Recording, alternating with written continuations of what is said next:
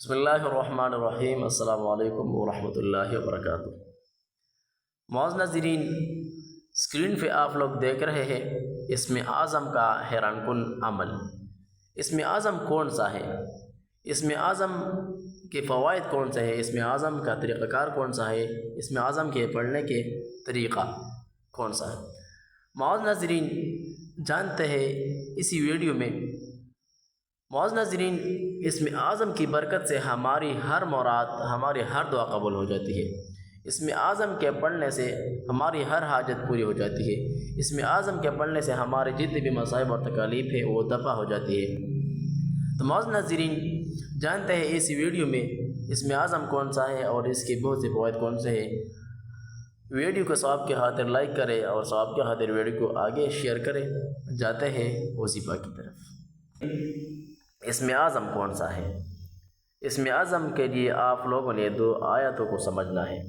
سب سے پہلے وَإِلَٰهُكُمْ إِلَٰهٌ وَاحِدٌ لَا إِلَٰهَ إِلَّا هُوَ الرَّحْمَٰنُ الرَّحِيمُ، اور دوسرا الف لام میم اللہ لا الہ الا هو الحی القیوم۔ یہ اسم اعظم کے لیے دو آیت ہے جو ہمارے بزرگوں نے ارشاد فرمایا ہے۔ اب اسم اعظم کے فوائد کون کون سے ہیں؟ معزز ناظرین، جو اسکرین پہ جو کلمات آپ کے سامنے حاضر ہے، آپ لوگوں نے ان کلمات کی برکت سے دعا مانگنا ہے۔ اسم اعظم کے فوائد میں سب سے پہلے فائدہ یہ ہے کہ جو لوگ اسم اعظم کے ساتھ دعا مانگنے جائے تو وہ دعا قبول ہو جاتی ہے۔